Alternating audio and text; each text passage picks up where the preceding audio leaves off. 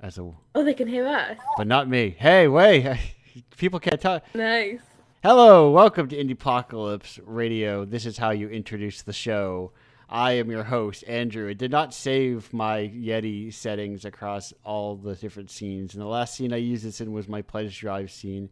It's me. I'm back after a long hiatus of 2 week. One, I would say 1 week, maybe 1.5 if you don't count the pledge drive as a technical episode of Indiepocalypse Radio, your number one source for the unmarketable in video games and tabletop. I suppose the tabletop games are a tad more marketable. That I feel like that's a more indie supportive space, perhaps, in that there are maybe multiple places you can sell them instead of just the one.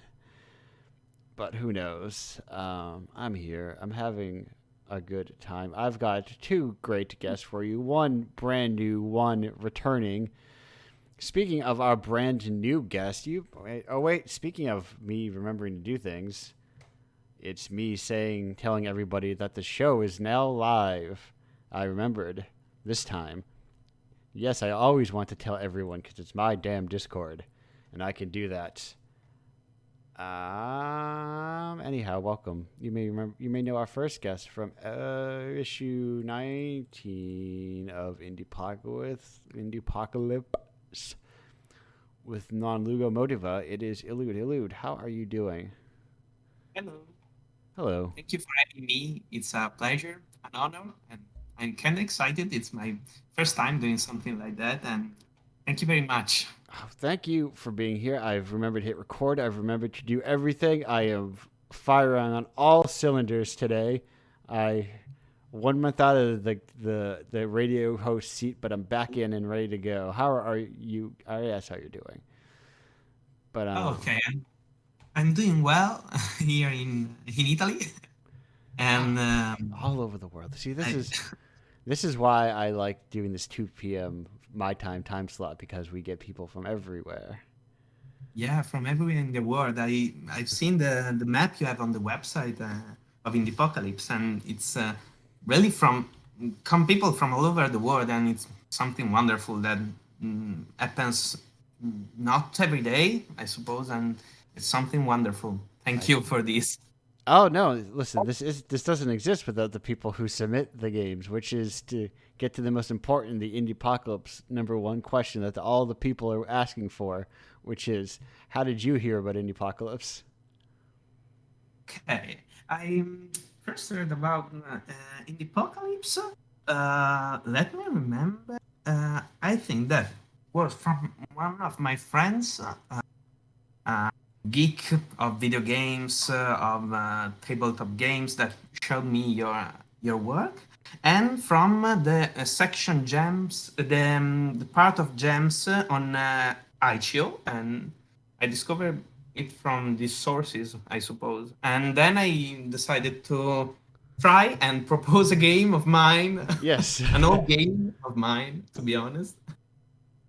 Uh, that is the game that is in the Apocalypse number 19, as you said, and it's called Non Luogo Motiva. And if you want, I can explain the title Yeah. of the game. It's a bit Explain. strange because Give you a okay, rundown of the title of the game.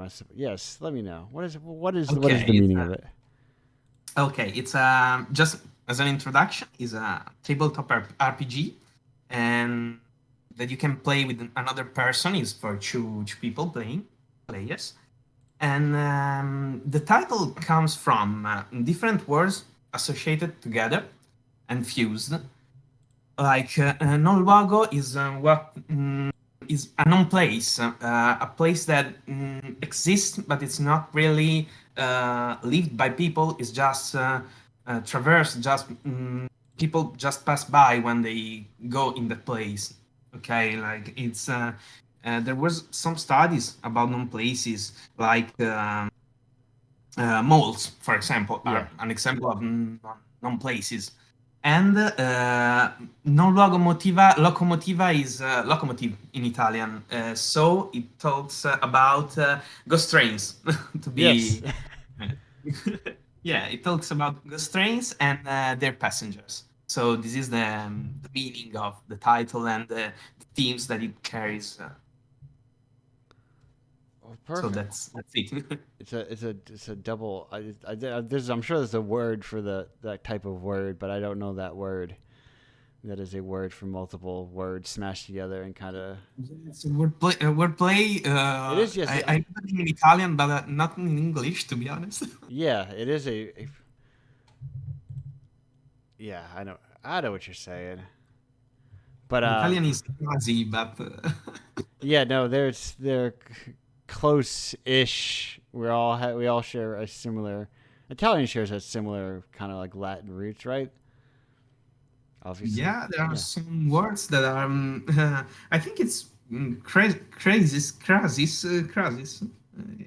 Looking up right now, and it was just also synersis. If you're interested in crasis or synersis. okay, yes, I will. I Okay, don't we know. have it. Perfect. We don't. I don't know if there's an English version of that, but I get what you're saying. It's the fusion of more words. To create multiple. Okay, so that's the meaning of the title, and the game is essentially about this. It's about being the passengers of an imaginary ghost train, and a train that changes every time that you play it. So it's a replayable game. If you want, we can just analyze this aspect of replayable game. I don't Yeah. know what you want to. Well, I let's talk about so tabletop design. Now you do. I see you do a bit of tabletop, a bit of not tabletop. So tell me about the Ouya. Okay, about the Ouya. Tell me a little bit about the Ouya, as So one of the few people I've seen who has the word Ouya mentioned on their itch page. yeah, I have some games on my each page that are made exclusively for Ouya. Oh, you got Wow. that exclusivity deal. Are they still Yeah, available to these in this modern non Ouya world? I'm making a lot of money out of it, as you can imagine. Yes. And yeah, my Ouya games mm, as an experiment, as many of my games, because I always say that I'm an amateur and I'm not an expert, and I try Yeah. to do what I like and to share with people. And the Ouya games, I made some of them starting with Bitsy. That was an experiment of making a Bitsy game. I love Bitsy. I love Yeah. uh, the software and the culture that created around it. It's 5 years And old in a month. Bitsy it's is. sorry, It's approaching its 5 year birthday. really, Yeah. that's some stuff. Well, my compliments to that. It's a great software really that changed the way we make and play games. Probably we'll see it in some time, but it really changed the way we make games and Yes. made making games accessible to more people and more users. So it's something wonderful. And Bitsy was the experiment of porting a Bitsy game on a dead console. Yeah. So no more functioning console, because I'm also interested in video game archaeology and video game preservation. So that was a kind of a on-field experiment and a way to express that curiosity for um, digital worlds that are dying in a game. So they these two games, Bitsia and the other one that is Lose Time Though, were made out of these ideas, making games for something that people do not use anymore. And as many of my games and experiments, they are something I made mainly for myself, and then wanted to share them to tell someone who knows who Yeah. something about myself. That's a little bit of Yeah. of me. I think the Ouya was not. Listen, now that we're so far past its life, it's long buried. I think there is still like there's an idea in there. I think they just had like Yeah, the wrong. I think there is an idea for we need to make game consoles just be like DVD players, you know, where it's like the end of exclusivity and also it plays all the old stuff. So there's no, it no. was the idea of making a place for particular games, for different games that couldn't be anywhere else because of culture primarily, I Yeah, think. And so it was a good and great idea, and it doesn't matter how it went, I think. And I found fascinating the aura that the Ouya still have. well, you can still the, buy plenty of Uyas. They're not very expensive. Yeah, it's not, and now there is a project. There are some people, some developers who are working on a Ouya revival project, and they are making new games. And one of them was made during one of my games, Les Time Do, was made during jam about reviving Ouya. So bringing new games to Ouya, and I think that it's a kind of interesting approach, and well, I dig it. Yeah, yeah, no. There's still there's a lot of people still making games for old consoles, which I think is Yeah, the, Dreamcast. yes, yes, even more. I think we've had the zine. I say we, as if it's more than me sometimes. And I think we is how you like really like trick people into connecting with you because they're like we. They're referring to me too. I'm part of that we. Anyway, Yeah. it's had Game So- Boy games and a ZX game. Yeah, Game Boy games are having a new life thanks to software. What is it called? The GB Studio, I think. Yeah, it's very specific right now. It's like, do you want to make a Pokemon like, or not even Pokemon like, Yeah, but like an adventure game, basically. probably you should be able to make something like Bitsy Games. Yeah, Because I think it's doable. yeah, exactly. Listen, Bits. I'm waiting. One of these, I'm waiting for Bitsy's like kind of. When's the first Bitsy game on Switch? You know, That would be wonderful.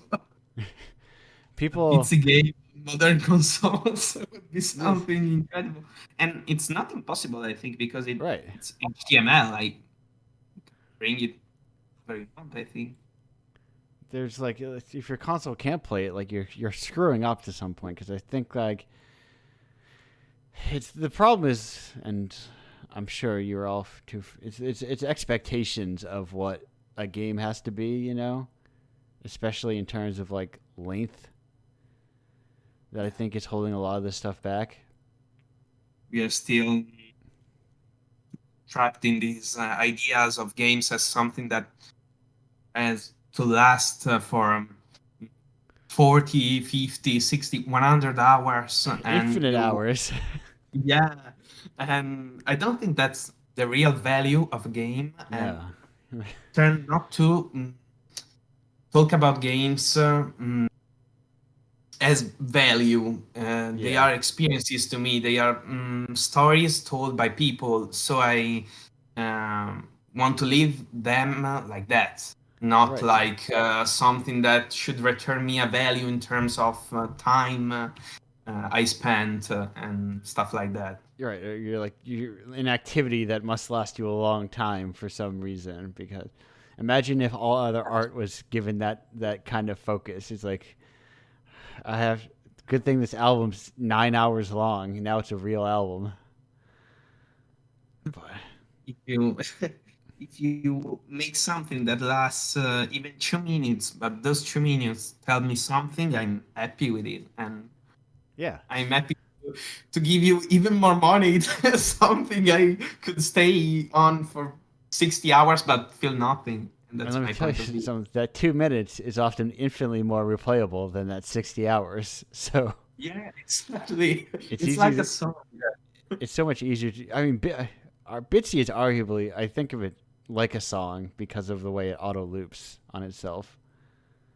Where you Yeah, can. but the video game scene is discovering this affinity. We can say affinity with music, with the music scene. If you Yeah. think about it, there is a nice game that it was called. Some games were made with a concept of EP, for example. Yeah. So I had that very idea before Indiepocalypse of making my own games like that, but where that's wonderful. In the where apocalypse could be a sort of a collection, a musical collection. yeah, like my idea was probably similar to where I would take my mechanics or the ideas of the game and I would make a very short version of it. That is like, here's the idea of it, kind of like Yeah, shareware was. that's wonderful. It seems something like a modern pirate card or something like that. But the trick was, but then you still had to make the whole, real game after that, which I still didn't want to do. I think I just wanted to make the EPs, but there's One of still, my, I had one idea that I'm slowly abandoning. I don't know. I would like to make some games like that and take music, take songs from authors I like, probably niche authors or comunque, um, uh, authors that are not so well known in general, and make games about those songs and like a video clip, but a video game clip. yeah. That's one of my dreams. Well, I found the secret to completing dreams is to just keep saying that until people ask you about it, and then you feel guilty that you never did it, and then eventually you just do it because you want people to stop asking you about it and it have not being done. Oh, that's my life. That's how I do everything. Is I just keep whenever I want to do something, I just tell people I want to do it, and then I feel like I'm accountable for it. Then once I've started telling people, You describe my life. yeah, it's like because then it's like, oh, how'd that thing come? You're like, well, I didn't. Still working on it. And then eventually, like, I guess I should work on it. Yeah, I have a game right now that I'm working on. And, we are working on, to be honest. I'm working with other dear people, and I'm stuck in this endless loop where I have the ideas, I have the base, I have realized almost everything, but I don't. I don't want to end because it's the uh, tiring part where you have to repeat the same task over and Yeah. over to finish the game, and I have to finish that. But I'm feeling like you described. I'm Yeah. doing that. Yeah. Games have a lot of grind that feels unrelated to, like, the artistic part of the game you want to do. Yeah, exactly. And that can be tiring, can be annoying sometimes. It's also part of its idea. It relates to to how it works as a medium, Yeah. probably. I don't know if it's evitable or not. No, it's just strange. And I think that's, like, part of, talking about the strength of Bitsy is that it takes a lot of that work out of your hands so people can just focus on making the game they want to make. Yeah. 'Cause they don't have to worry I about think things like, the strength point is that fact that you can focus on making the game and telling what you're trying to tell. Yeah. exactly. Wow, I'm so caught up. I really didn't realize I was caught up on everything. Um, Let me check real quick. Got to do the important question. No check. Okay. But speaking of games that you would want to make, that you would love to make, that you would is what is something that you would want to make if how do I want to what do I want to approach this question, which is to say, if you had Not infinite money. You know what? I don't want to ask that question. I hate that question. I'm backing up. I'm taking this question and throwing it away, shifting gears, asking instead. How? Sorry, very hot right now. It got out of nowhere. It just got extremely hot in this room. I didn't realize it was so hot still. I thought we were approaching fall, and I'm like, Yeah, it's sweat. still hot here too. And I'm like, oh, it was hard. So I'm like, oh, I got pants on. It's a nice day. And I'm like, why am I wearing pants? What a mistake I made. Speaking of hot and summer and everything else, what is the plan I have? What would you prefer to do in the summer if I don't know. I've lost the trail. I've lost the track. My train's gone wild and there's no recovering it. Speaking of ghost trains, speaking of ghost trains, I found that life preserver out of you make a lot of games about ghosts on the ghost train, or inadvertently about ghosts in terms of the Ouya. What do you like about ghosts? I think I like the idea of ghosts. Maybe we are made of our ghosts. We can say so. Our past is like a ghost for us. I think that's something like that. I can see my past as a ghost, as my ghost, as me, as a ghost. Now, So important. maybe it's fascinating. I'm fascinated by the idea of ghost, like something melancholic and nostalgic, maybe. Now, more importantly, whoa! Oh no, my caller, turn down your radio, please.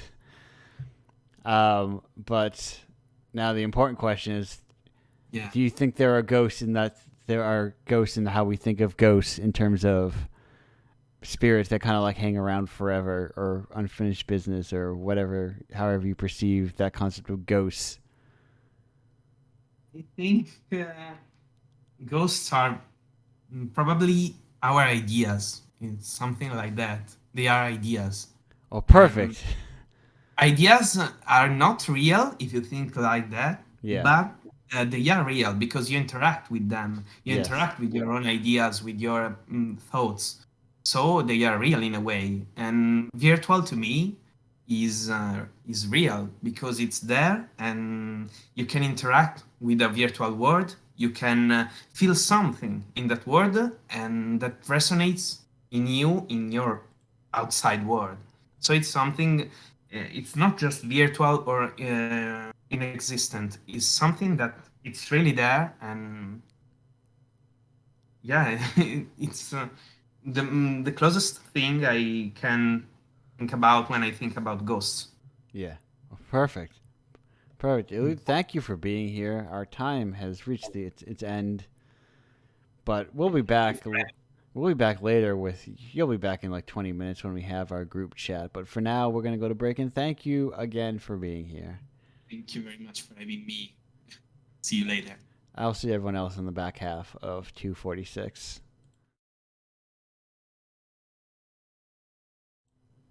Hello and welcome back. That was the new pornographers with Jackie.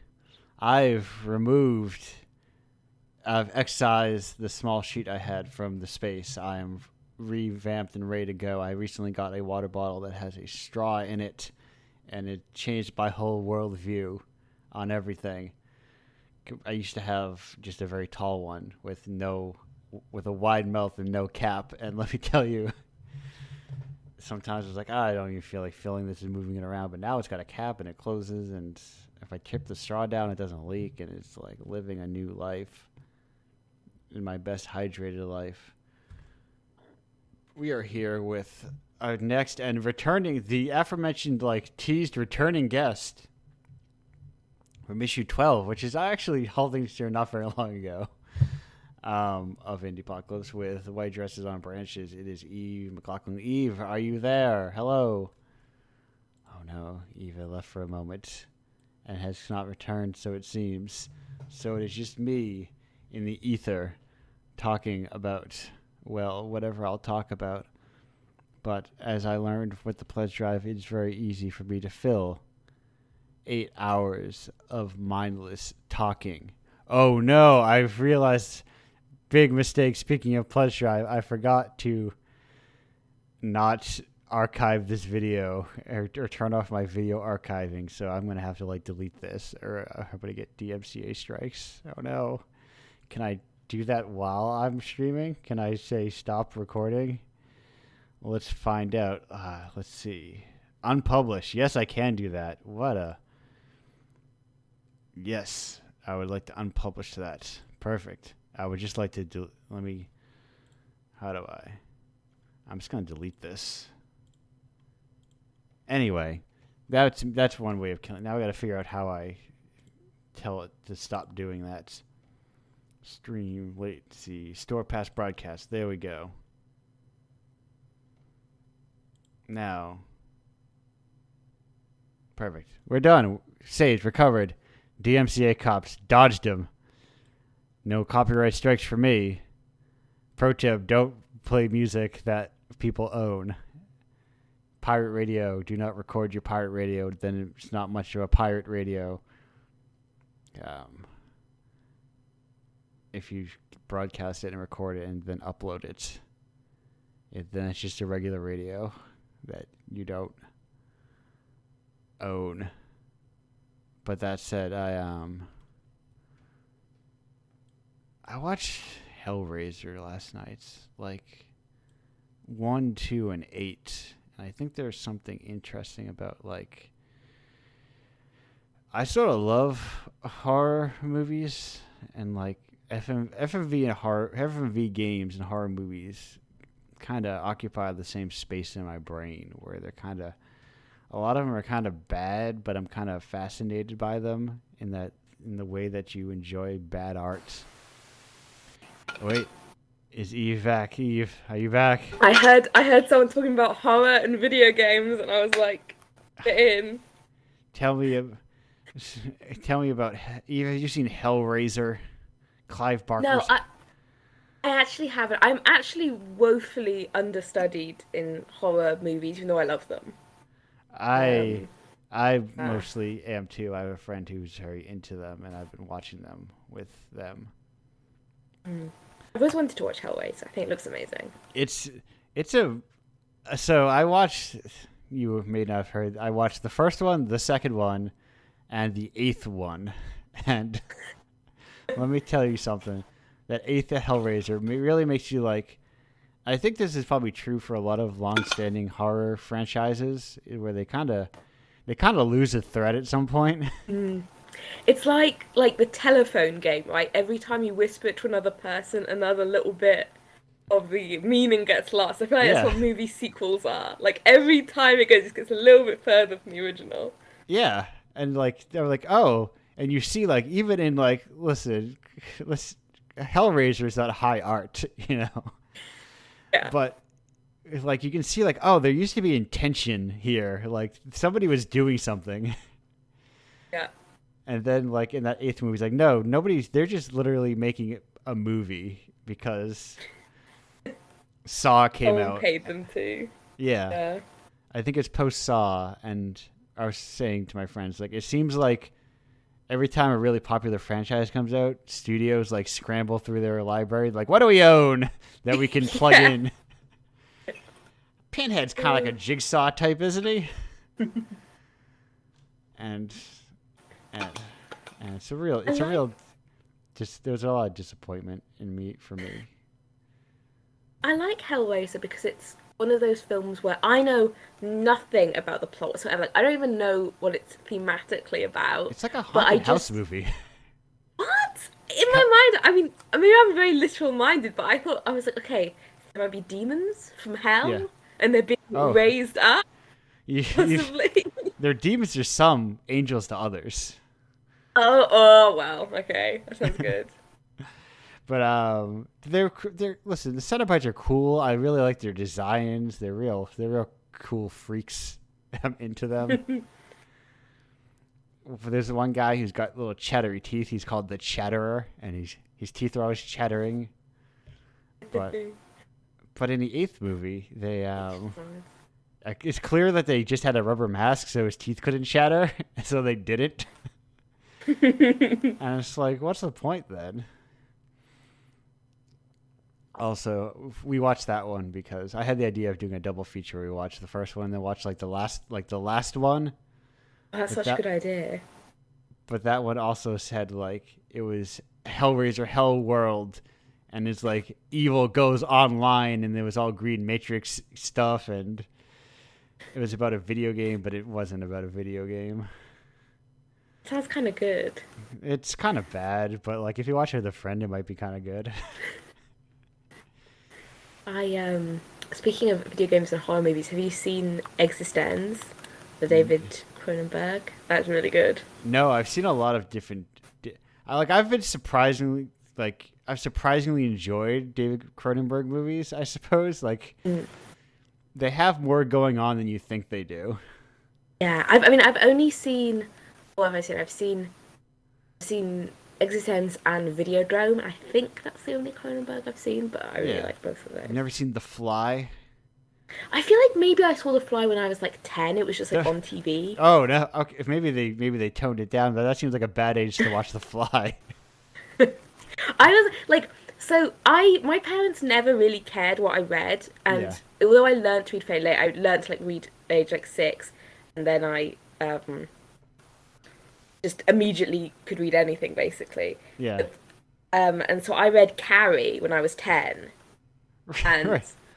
yeah, and that kind of although I really liked it, I also really still like children's. I was still obviously digging Narnia and stuff. So I was reading Narnia on one hand and Carrie on the other, and I feel like that kind of warped my brain a bit. I think that's how goths are born. Yeah.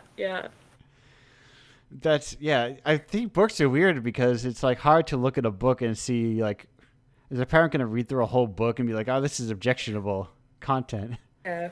The only book my parents were like, you don't read this, was We Need to Talk About Kevin. Okay. But they just put it on a slightly higher shelf. I just climbed onto the sofa and got it. But I was like, this is boring. Which I'm sure it's not. But 10-year-old me was like, this is so dull. Nothing's happening. And I just gave up 6 pages in. There's that level of once you go one step further to not necessarily art house, but kind of where the themes are deeper and less surface level, where it's it goes past the child. He's like, I don't get it. Yeah. But pouring blood on a lady, I understand that.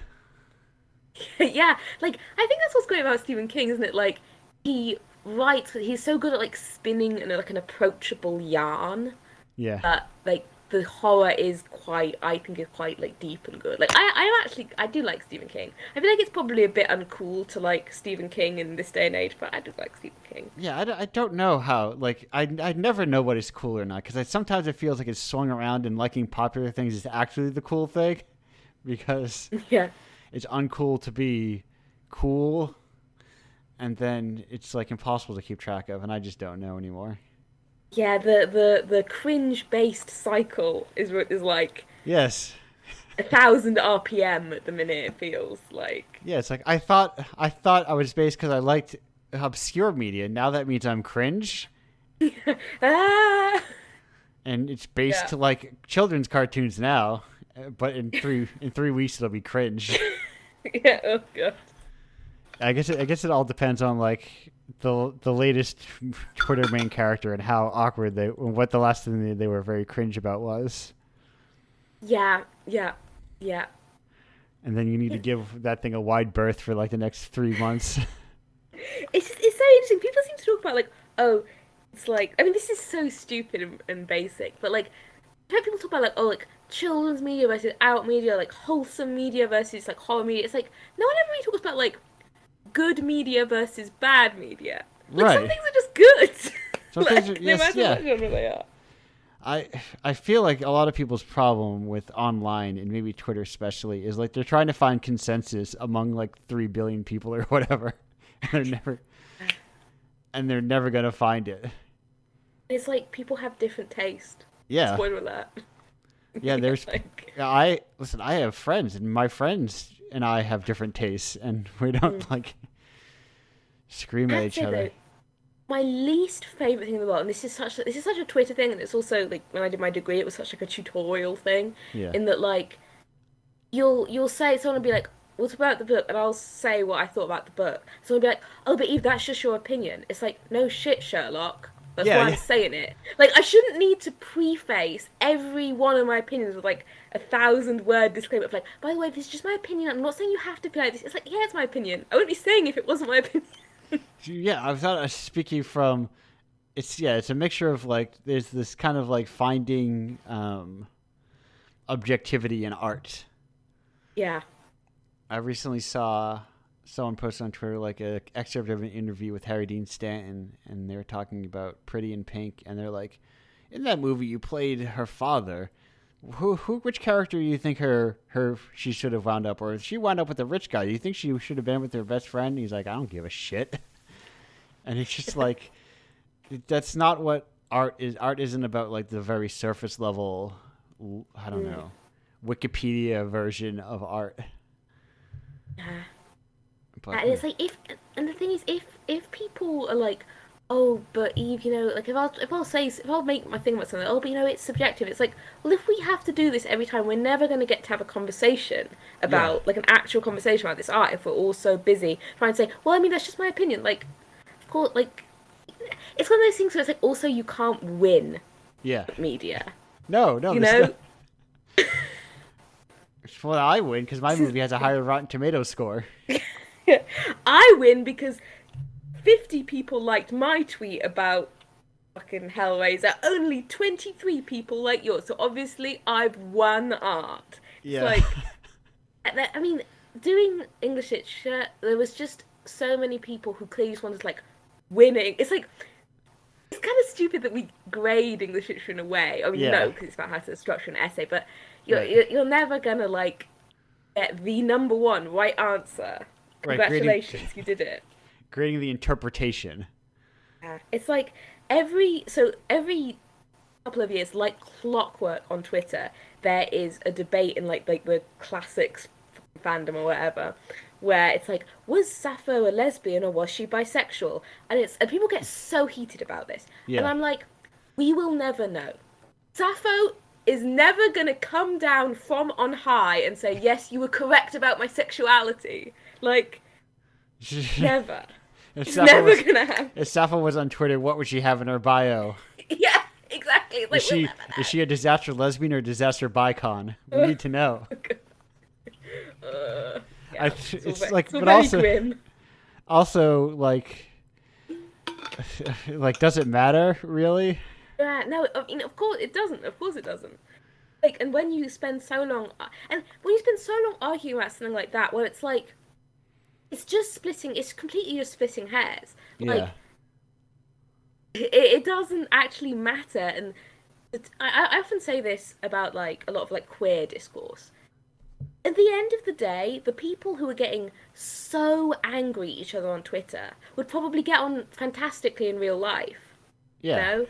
They would be best friends in real life, but just the fact that on Twitter everything has to be this enormous deal. Like when talking about tiny like like flags and stuff in the quick. Yes. And it's like God, we're friends. We're friends. Please just be nice to each other. Right. I was walking down the streets just last weekend, and there's a guy with a cart with like a flag cart. You know, he was selling flags. Mm. And there was that most recent Pride banner. You know, with the triangle now. Yeah. And it was right next to. In fact, it was touching a Blue Lives Matter American flag, and I was like, nothing really matters. Yeah. All our symbology is this guy's like, I don't give a shit. Whoever buys the flags. Yeah. Oh God.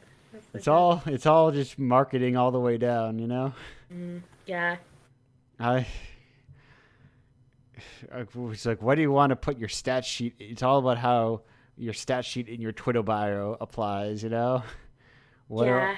what are all your personalities? Please list them down in front of me so I can start making my value judgments of you or something. I mean, maybe we all just need to leave Twitter. Maybe that's the solution. I think we do. I've been saying this for too long. We need to just get on our own websites again, Yeah. I think I've been liking Twitter recently for just being like, here's a nice beach I went to yesterday. Yeah. Also, I picked blackberries. Like, that's what I use my Twitter for these days. That's ideal. It's like micro blogging, It's just gentle stuff and impersonal, but like vaguely personal or. It's like, my mum was like, oh, I'll never get Facebook. And then we showed her how to use Facebook. And now she does at least 4 updates a day, being like, look at my cabbages. I made jam. And it's really nice, honestly. Yeah, social media is a great way to like connect with people that you couldn't usually connect with otherwise. Yeah. I think my mum was just like, oh, like it means that. I think she really didn't connect it with like photos somehow. She was just like, oh, it's like having a photo album that all your friends can look at. I think that's what she found really appealing about it. Your mom has got like such the right idea about how to use Facebook, probably. Oh, my mum's Facebook is the nicest place on the internet. It's just because she has a little stall out of her front porch where she sells like bread and cake and jam and stuff. Yeah. So she'll just be like, lovely to see everyone at the porch today. I've got a Victoria sponge on and some like raspberry scones. And then it'll be like, here's the chickens. And there'll be a picture of like the cat on my dad. Like, it's great. It's a very soothing part of the internet. Yeah, it's how you connect. It's like a little moment of people just connecting with each other without having to like. But you know what? I think the benefit is like it's largely like one way. Yeah, yeah. It's not like absolutely. Like and comment below on what you think about my sponge cakes.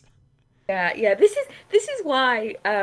Honestly, I really don't like it when people wish me happy. Well, I do like it. Obviously, I like it. But when people wish me happy birthday on Facebook, I'm like, oh my gosh, I have to like respond to all these people. I wish there was something I could do, which I was just like, thank you, everyone. Yeah. But please, God, don't make me interact with multiple people, especially on Facebook, because I'm never on Facebook. No, my Facebook is a no man's land now. I've disconnected it from every other service it was connected to. Yeah. I think the last time I used it was some guy messaging me, and he's like, "Hey, what's up?" And I was like, "Hey, I'm gonna ghost you. I hope you enjoy that." And I did. I only use it for Messenger these days. Only. Yeah. The only people I ever messaged were people who I think were into me, who I was not into. So it's like, oh, I hate Facebook Messenger. It sucks. They made me look at this. Yeah. Yeah. But now it's just like, I'm sure some people who like think about, if you kept up on, I'm sure it matters. But then I realized, I thought about like, well, if I guess people use it for high school, I just thought about that now. I was like, well, I've been so out of touch with all of my, I believe you call it secondary. Is that secondary? When you're on the older, what's the last school you go to? So, it is secondary school, but we also call it high school. It's like interchangeable. Yes. The American cultural spill is everywhere. Yeah.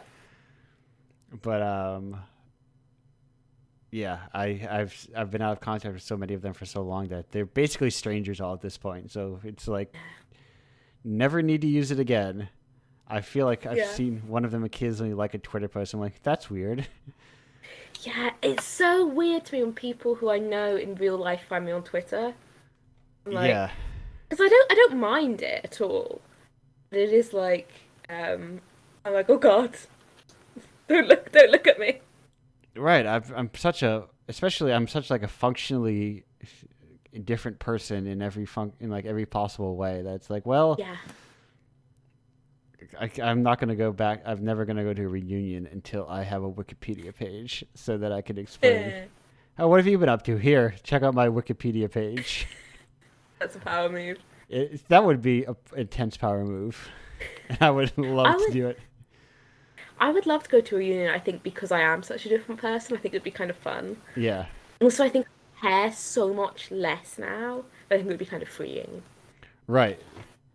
I had like I was kind of loosely attached to high school, college 100% attached. I was a commuter. I didn't even go to graduation. I got my diploma in the mail. Nice. But You were doing distance learning before anyone else. precisely, I was going in. The only thing I remember about college was that I had to give a presentation once. Or like the only thing I really remember about another person I had gone to in college, and we did a group presentation about like, I think it was like if you've seen the movie, what's the one? It has an exclamation. The Informant. I think it stars.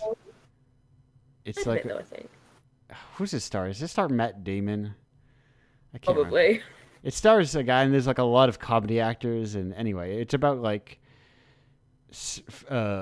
price fixing in the grain industry or something. Anyway, very exciting. Sounds thrilling. Very exciting stuff for someone who was. It's a weird movie for like the subject kind of matter. good, honestly. It's surprisingly good. Anyway, weird movie for the subject matter. That the exciting world of being an economics major. Oh, nice. But anyway, one of the girls in my group mentioned that she had a green jacket from Halloween, and then like after the class had ended, I'm like, I wonder if that was a Lupin jacket. I wonder if that she went to Halloween as Lupin the Third one year. Because why else would you own a green jacket unless you're like the Riddler? And that's all I remember about college, really. The other people in my college, I don't remember what that person looks like. Or They her wore name. a green jacket though. Yes, and then like, that's weird. But anyway. Eve, what's your last memory? What's your strongest memory of high school? High school. Or oh my goodness. your most insignificant memory, perhaps? Let's not get too deep here. Oh gosh. That is. I have so many just like tiny memories. I remember once, like we had like a constant supply of baked goods in our school canteen, which was not very healthy, but we could just always buy like 10 different types of cake. And I remember I had like a tray baked fudge, and my friend, and also my friend had a satsuma, and because we were stupid, she was like, Eve, do you think you can eat? I wonder if you can eat satsuma peel. I was like, let me give it a go. So like I ate some satsuma peel, and it was disgusting. And then afterwards, I was like, they were like being like, Eve, you should eat some proper lunch. And I was like, I've had a proper lunch. And my mum was just like, Eve, you've had a tray bake and a bit of orange peel. And that made me laugh so hard I like spurted water all out of my nose. That's my strongest memory from high school. Perfect. And with that, Really? Eve, we're gonna take a short break. I'm glad to have you back on the show after. I'm not gonna look, but because it's gonna be like it's a long time. It's gonna be like almost 6 months, and then I'm gonna turn to dust. No, like I did look it up because I was curious, and I was like, oh my word, that is a long time ago. Like earlier when you were talking, like Illard was talking about the game, like, and they were saying like, oh, Indiepocalypse number 19. I was like, yeah. You're in 12, which feels to me like it wasn't very long ago, but also was over half a year ago. I know. Oh my goodness, yeah. Pretty soon, I'll be at like in the halfway mark. Yeah. Issues, which is unbelievable. You'll be in the front half. Yeah. I'm on the early ones. I mean, really are like in terms of like, especially in terms of like the I guess there's like the focus on indie pop, or like the attention it's garnered. It is, you are very like an early adopter. Yeah, I really liked did you do like the crossover issue a couple of issues back? Yes, I've really really enjoyed fun. that one. I may make more of those. Yeah. The head of Koosh expressed an interest and really enjoyed the outcome. So that could even That's be wonderful. That could even be yearly, and I would just like find more people, and we just keep making them. That would be great. Yeah, I'm really glad to see it. I do look at it. I'm like, oh, Indiepocalypse. I was a part of that. No, I Yeah. see it on like my Twitter feed. Still pocket, still a part of it. That's the important part. Yeah, Is I want to like people to like. It's a library, so you go to the library, and if you're a kid, you go yeah. to the Indiepocalypse library, you climb onto the couch, you go to the very top shelf, you pull out Winter, and they're like, "No, you can't play Winter. Put it back. Play something more gentle." And then I'll give them your game, which is not more gentle, but you know, it Ease you in, ease you in. has less sex stuff. So as an adult, it's less apparently objectionable to me. Although, my game is one of the few where you literally go inside someone, Yeah. so Yes. I mean, you could have a 8-year-old that thinks about tapeworms for the rest of their life, but yeah. I very much have the 10-year-old playing reading Carrie as yeah. the game in Indiepocalypse. But yeah, Yeah, it is good to be I back. yearn for those kinds of like, let's get just to get kids into liking weird shit, you know? Yeah, yeah. Well, see, I'm a huge fan of Who's Unfortunate Events, Yeah. and I think the reason I like it is it was just like unapologetically like fucked up, but just for kids. I love Right. that. Kids And are smarter than you think, everyone. yeah, kids are smarter than you think. And like, so I just finished my playwriting and screenwriting masters, and we had a seminar about writing plays for children. And Yeah. what we were talking about is children want the darkest, most fucked up shit you could imagine. Yeah. Like that's what they want. They're Like, like they're like testing their boundaries and they're just like yeah. embracing their mortality or something. I don't know. I'm so far removed from being a child to know why teens love edgy stuff. I remember being like 6 years old and like when I would play with my friends, we would like argue about who would get the goriest death scenes Yeah. because, yeah. The Tumblr hot guy is like Mr. Tumblr sexy man is the ideal is a perfect a case study in what young teens like. Is like this dude's kind of hot and dangerous Yeah. and he does Kind super of, dark fucked up stuff. yeah, like slightly ugly, but not really ugly, but like a little bit ugly. Yeah. Like, yeah, that is the Tumblr sexy man blueprint. Yeah, it's like I'm a teen, I'm grappling with mortality and I'm super horny all the time. How do I deal with this? I make Yeah. very slight white men and Put them in the, suits. the onceler. They have sharp teeth. Yeah. They all do. They all. Because sharp teeth are sexy. I mean, I'm just gonna put that out there. It's Yeah, true. it's all Johnny the homicidal maniac. Yeah, I love like I remember there was this anime called Tokyo Mew Mew, which is getting a remake next year, which I'm very excited about. That I was Yes. very into when I was 10. For, Did you ever watch it? no, but for like half a second when you said Tokyo Mew Mew, I thought Mega Tokyo. No, no. that Oh god, webcomic. Tokyo. That's a blast from the past. And I was like, excuse you? Then I was like, oh no, Tokyo Mew Mew is something different. Tokyo Mew Mew. And Tokyo Mew Mew, so they have these like aliens Tokyo Mew Mew that have like massive pointy ears and sharp teeth. And like Yeah. as a 10-year-old, I was just like really into it. I was just like, Yeah, that is. Teens love the darkness. And sometimes you never. Anyway, I was gonna go on a break. If we're gonna actually go on a break this time. oh, okay. Oh, were we So- not on a break? No, we were were on a we were break. live. Oh But god, okay. listen, people need to know about Tumblr sometimes. Now that R.I.P. Tumblr. Okay, yeah, we're gonna go on a break for real, for real. Great. See you all in 2:33. Where's my transition? Found it.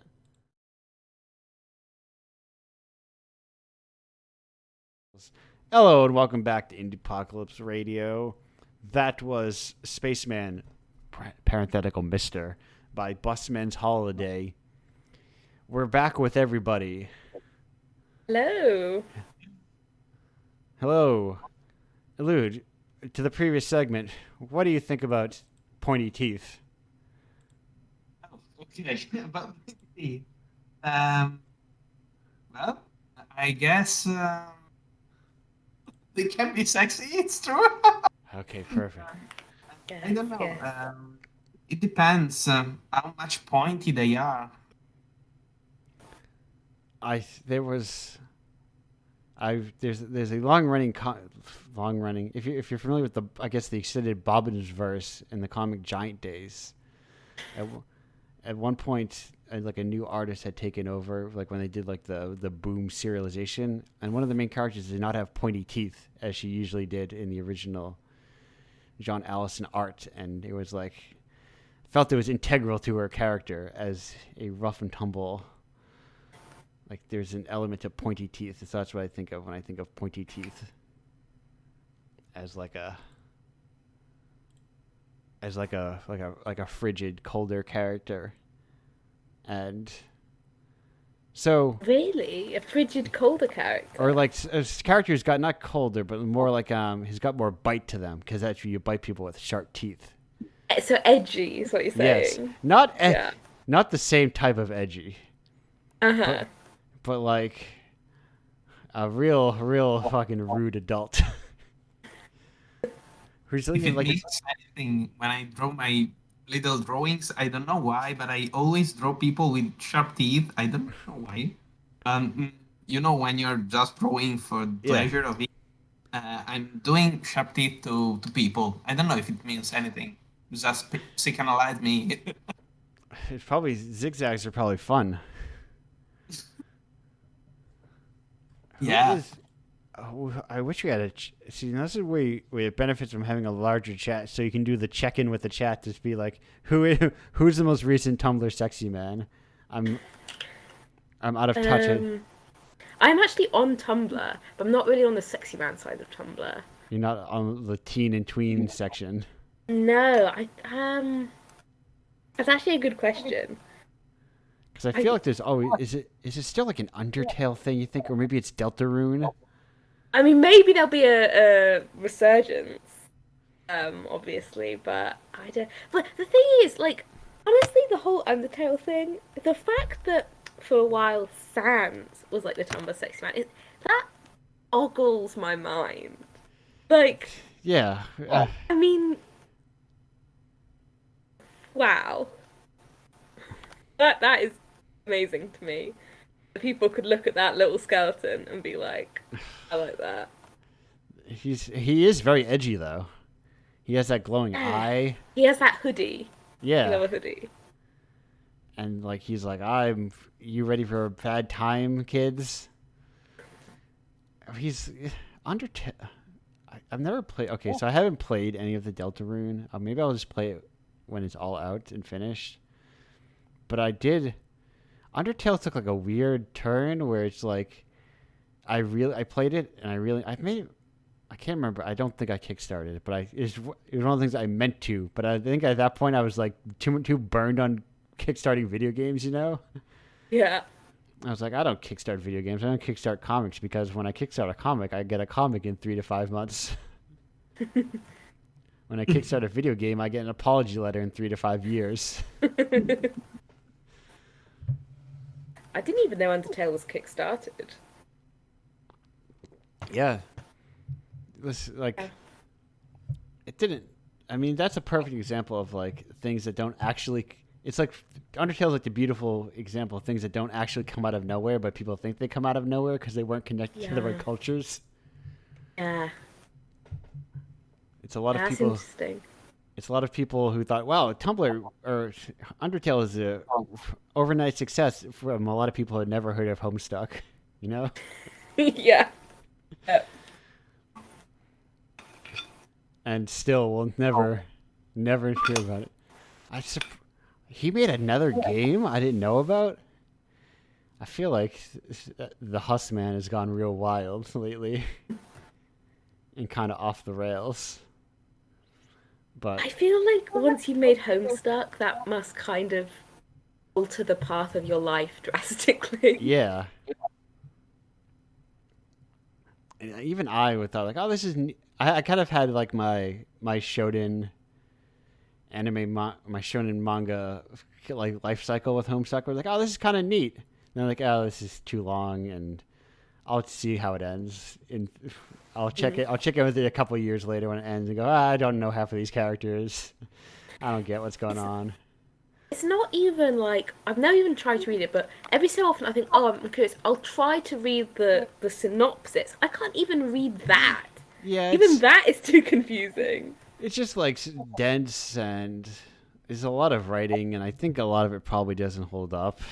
I'm sure. Mm, But like the art looks, it's kind of neat looking, and they did like neat flash animations, and it was like this. It was this culture. It feels more like a cultural moment. It feels more like Lost, you know, yeah, where it's yeah, like, it was like, oh, it was of the moment, but yeah. someone going back to it now seems like a strange thing for somebody to do. I was thinking about that when I was because I played not recently, but recently I played Night in the Woods for the first time, and Yeah, I really enjoyed Night in the Woods. But I was like, wow, you can really tell that this game was made in like 2016, 17. Like it screams 2016, 17 to me.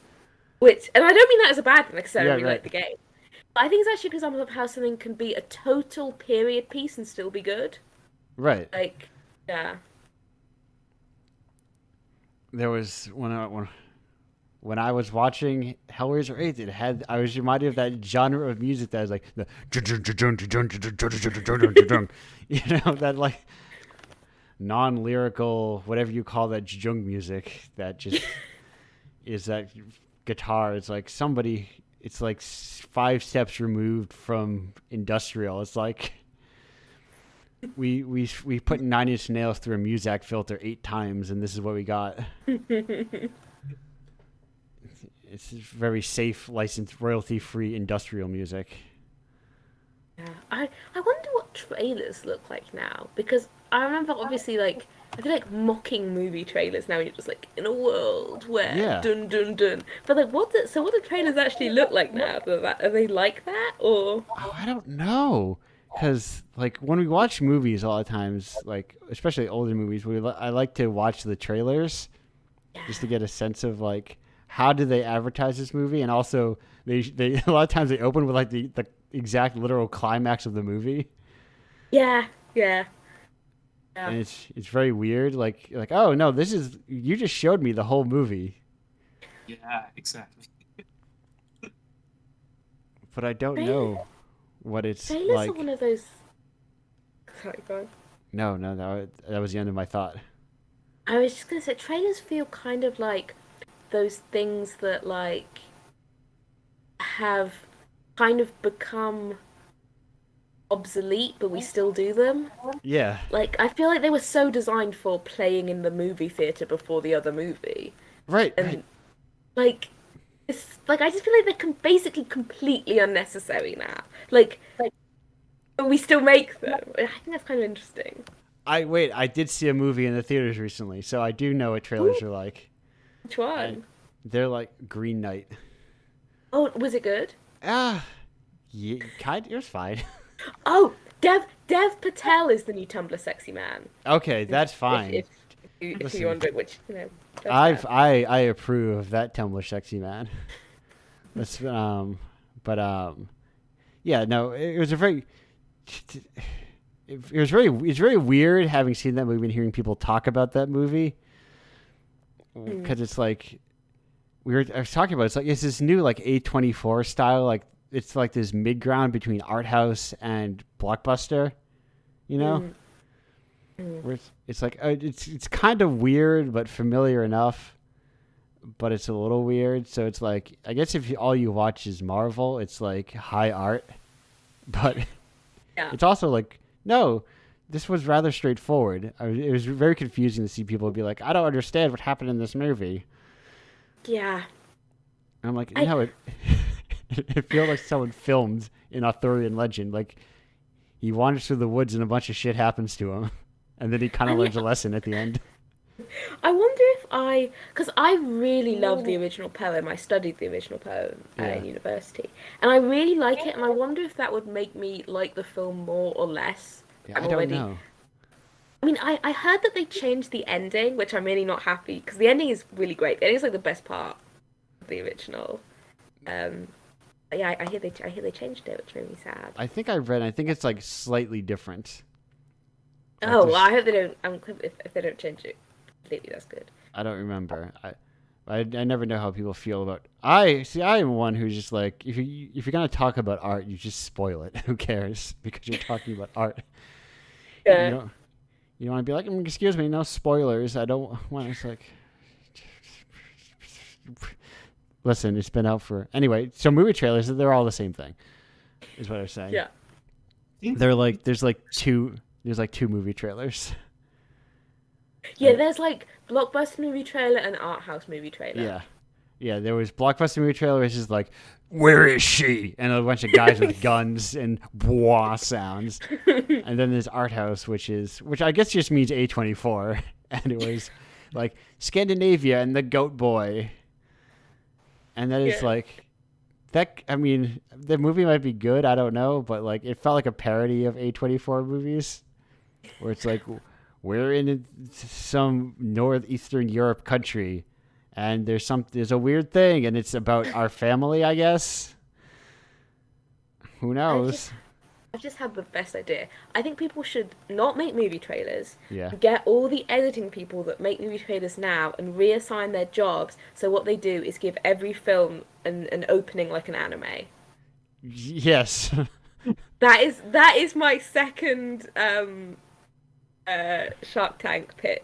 Yes. For the evening. Your Dragon's Den. Yeah.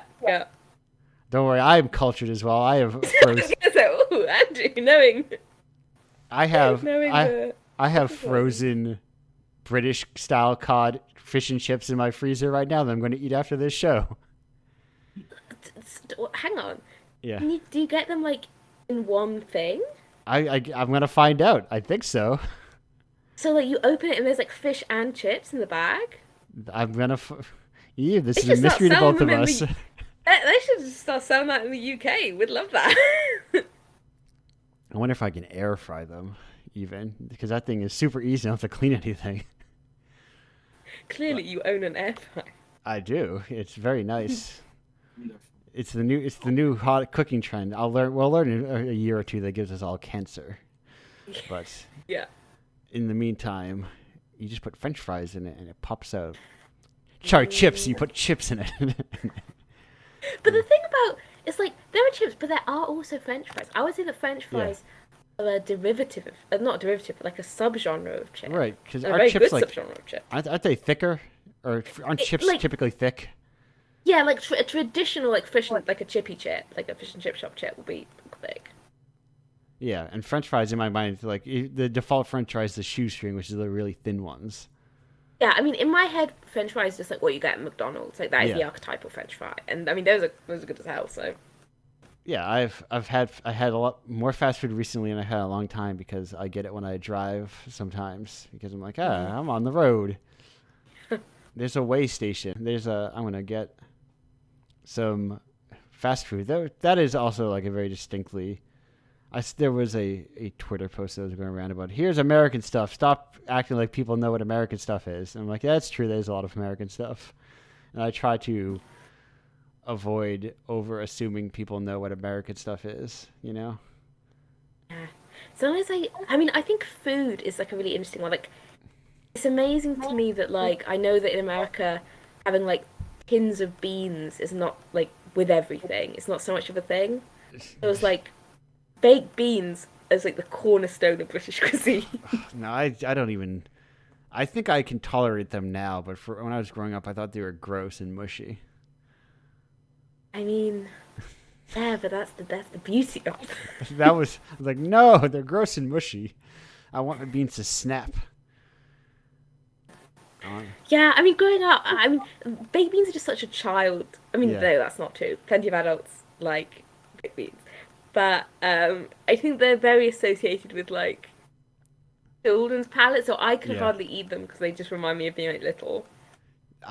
We in the U.S. we do import that Heinz blue can that I can get at my local grocer, so I'm familiar with the British staple of beans, as it were. I started it. Before this, I pre-gamed with mashed potatoes. Oh, nice! I had leftover Chinese food. That was good. That was another thing I've kind of like slowly grown to in life where I didn't really like Chinese food very much, or most of it. I don't know what it was. I have recently moved to the Outer Hebrides, which is like very far away from anything else. And basically, the only takeout we have on the island is this endearingly terrible Chinese takeaway. So I have to ask, when you say very far away, what is the context of very far away to you? Well, so I mean, it's not for geographically that far away, but basically you can't get to it by road. Okay. Yeah. Yeah, because So you can only get like a ferry or a plane there. In my mind, when I think, oh, it's very far away, I'm like, oh yeah, a few hours. Yeah, so it's like a 6-hour drive. Yes, okay, that is indeed very far away. Yeah, it's like right, it's like way up at like it's not the top of Scotland, but it's like up in the Highlands, where, like, I think when people talk about like how close we think of the UK is together, they kind of forget about northern Scotland, where everything is really spread out. Yeah. Yeah, there's like, I always just like, I feel I always have a sense of, because when we were watching Hellraiser, we're like, is this supposed to take place in London or is this supposed to take place in like New England? Because they have a very similar vibe to them a lot of times. Not London itself, but more like once you get into like the suburbs and more rural areas. Because, you know, it is in fact New England. And I'm like, it's kind of, we don't have any weird knobs in the middle of our doors, but it's still these old style houses. Oh, wait, hang on. You don't have doorknobs? No, I mean, we have them, but they're on the side. Oh. I know there's some, because I had to explain to a friend fairly recently. He's like, what is that? I'm like, that's a knob. It's a doorknob. He's like, no, it isn't. I'm like, yes, it is. They have them in the middle sometimes. Oh. I've never seen it. What, the middle ones? The middle? Yeah, I've never seen a middle one. Wait, so where are they then? Obviously I see lots of doors with like knockers in the middle. I'm not making this up, am I? There are doorknobs. I'm Googling door with knob in the middle. Google knows what I want. Okay. No, it seems you're right. I'm seeing this, but I've never seen this in real life. Okay, so I wonder what they're for then. Oh, maybe it looks like in Downing Street has one? Maybe. That's weird. This one looks like U.S. as hell. Like, this door looks like a door you would see in the United States. I honestly, I love when you see just like a house and you just know instantly where it is. Yeah. Like, that's in like England, that's in Scotland. There's something about just like it's one of those like indefinable things. Oh, what's that hole in the doorknob? I know what that is. My house has those. They're like a weird little locks you stick a pin into. And I think we also, in terms of like compared to the rest of the country, at least I went to summer vacations in houses that had like keyholes for skeleton keys. Wow. And just like what a world. I wish I could have a skeleton key that works sometimes. I feel like you make them far more ornate than like regular keys, just because they're so much bigger by default. Yeah, it would be cool to have like a big fancy key, like that I would like turn in my door when I got home. Yeah, I mean, if it's just in my house, I could put them everywhere. Like the Keyblade of Kingdom Hearts. Exactly. I'm a true Keyblade warrior around my house. I can be like, every time I open my door, I can say something from Kingdom Hearts, like, "Here I come, Mickey." I was very into the first and second Kingdom Hearts.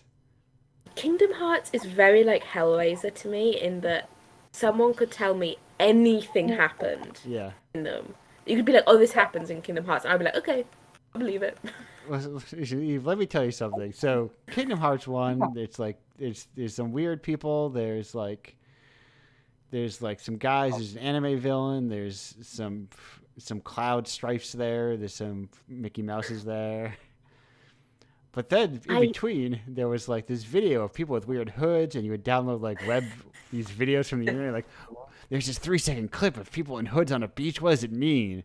The ending shot is like just Mickey Mouse facing the wall, like that last shot in the Blair Witch Project. Now that's an untapped. When can we go to the Blair Witch world in Kingdom Hearts? That's like. That is another thing where they like expanded the mythology and kept making movies and games of. The original is so good though. I've never seen it. Oh, it's actually. I mean, like, it's very, very. I feel like it would be in a quiet taste because, like, it's so much of it is just nothing happening. Like, so much of it is just slightly annoying people in a shop than in the woods, arguing with each other. But like, I think it's really good. I really like it. And it's like super early version of like found footage film. Yeah, and it's like, I mean, I don't know how much of it was improvised, but the dialogue is fantastic. Like it's one of the people talk about good dialogue, and I feel like people have like kind of an idea of what good dialogue is. Like to me, good dialogue is the Blair Witch Project. Like it's so good, it's so believable. Like they genuinely sound like people I know and friends I talk to. Yeah. Great. Which I think is probably. Oh. Also, I do like that part where he stands in the corner. It's a good imagery. Yeah.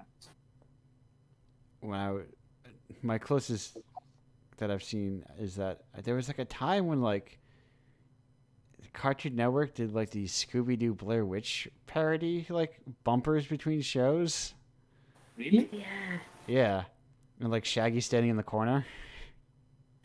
It was a very strange thing in retrospect, but it's like one of those things where it's like Blair Witch is like this cultural force, and it's like even if kids aren't watching it, they're like aware of like the major beats, you know.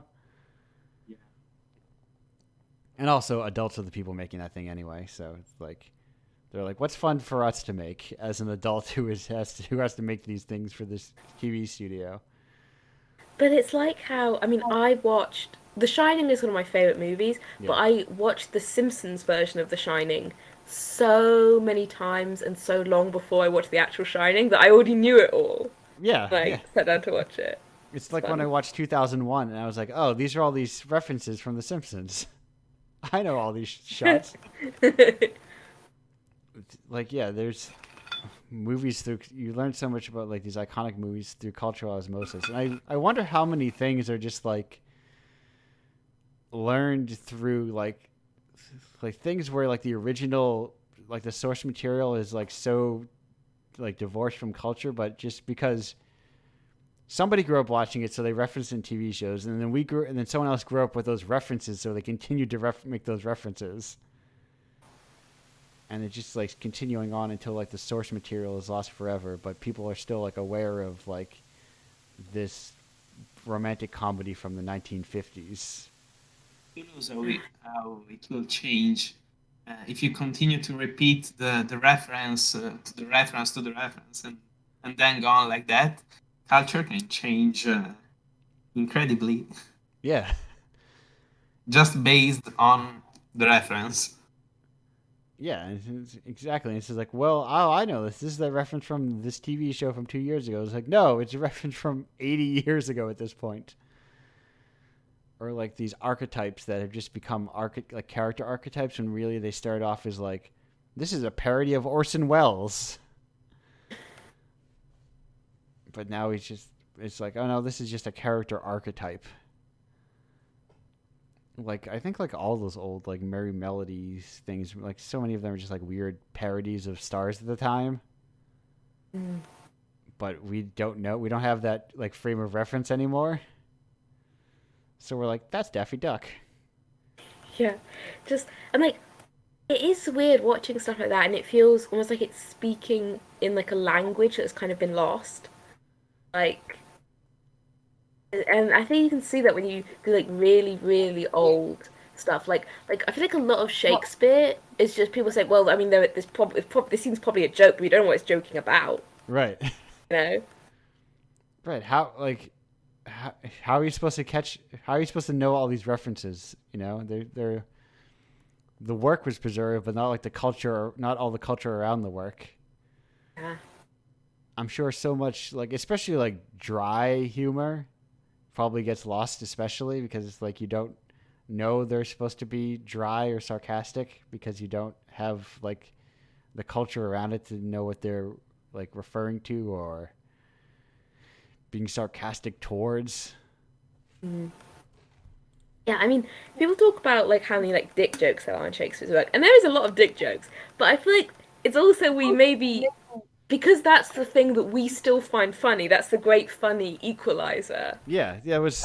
pick up on that, and everything else goes over our head.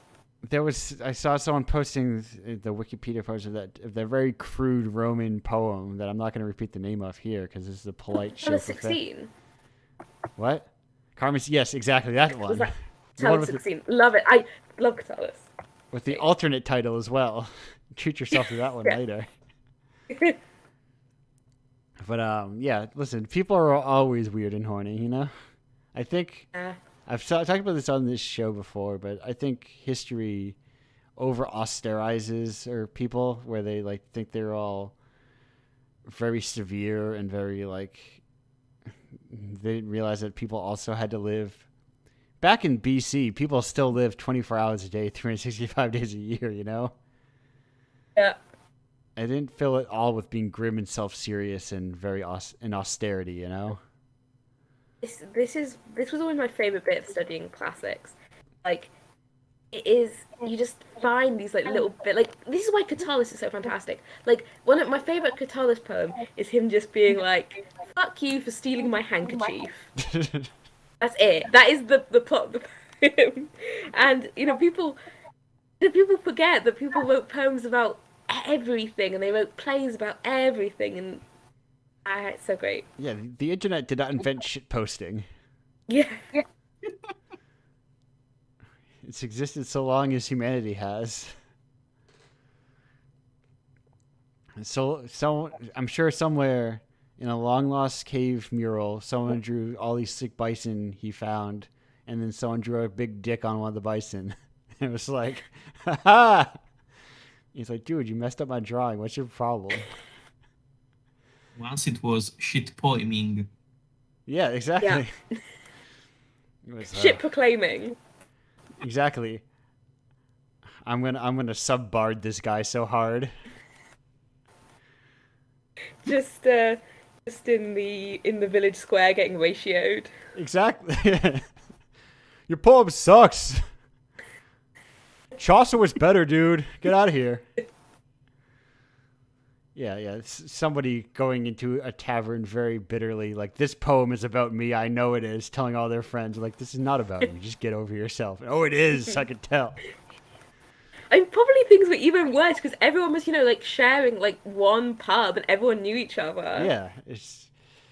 Yeah, it's increasingly how much everybody knew everybody, and it's like when I was doing my Wikipedia research on Hellraiser, it was like a part where it's like the writer Kim Newman had written something inspired by Hellraiser, and he was talking. It's like, oh, we know this because Neil Gaiman had mentioned like all these old British guys knew each other. Yeah. Like when I was reading like the supplementary stuff for From Hell, and Alan Moore was just talking about hanging out with basically every British guy who wrote comics in the 80s and 90s. Yeah. It's like, oh, all those guys were just going to the pub together. Yeah. And then the head of Vertigo Comics was like, let's go to that pub and check out these guys and just hear they have good stuff to say. Anyway. R.I.P. Vertigo.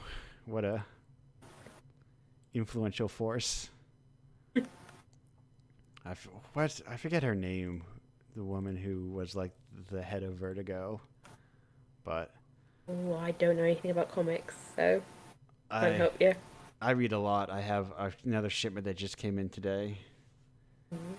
It's for whatever reason, it's my preferred medium. There's something about like, it's the mixture of pictures. I like to look at them. Words, like to read them. And it's quick that I can quickly read through it. Who knows? I mean, I finally read Watchmen the other day, and a while ago, and I was like, wow, this is really taking advantage of this as like a medium. Like it Yeah. really made me think about how sequential art as a medium is so in do such interesting things with it. Yeah, that Alan Moore guy thought about comics a lot. I think he just makes Yeah. movies now. Like he just put out a movie, I think. Oh, did he? I know he wrote. Did he write a book? No, am I thinking He something probably else? I wrote a think it's book. something He just my impression of him was always like he was a weird wizard with a lizard friend or whatever. But reading his things, like reading his From Hell like post-mortem, he just seems like a dude, you know? He just seems like a chill dude who had like friends. And anyway. Yeah, I wanted one day to start like a podcast about comics, and I wanted to just like start with Watchmen, like a book club. I want you to start with Watchmen because I feel like, especially in American comics, like its specter is ever present. It still has not gone away. I mean, if you want a co-host who knows absolutely about nothing about comics, I'm your girl. Don't tempt me because like that's just one more step to, like I was telling Luda earlier. It's like you just say things until they happen. This is how things happen when you just keep saying things until someone offers like, maybe I should. I should. I think they're an interesting medium. The problem is there's nobody who talks about them in the way I like. See, I like comics from the United States and also Europe and also Japan, but there's nothing that covers all of those. You know, it feels like Gotta be the change you want to see. exactly. It feels like sometimes even like the people who like, oh, it's in the worst. Like it's in the U.S. It's people only like we only like superhero comics. Even it's like I don't even read those. Anyway, comic books. It wouldn't be a show if I didn't talk about them a little. I like them. But anyway, we are for our what's it called? For this show, we're kind of cresting the end. I think we're hitting an hour and a half, which for two guests is about. I'm trying to cap these at 2 hours, which would be with three guests would be 2 hours. Try and keep them into a manageable, listenable state for people who want to listen to them after the fact, you know? And not just show up live to listen to people just kind of ramble. Because I assume there are. What are my stats? Let me look at my dashboard. It has like 10, an estimated audience of 10 listeners. Nice. Hello, 10 listeners. All 10 of them.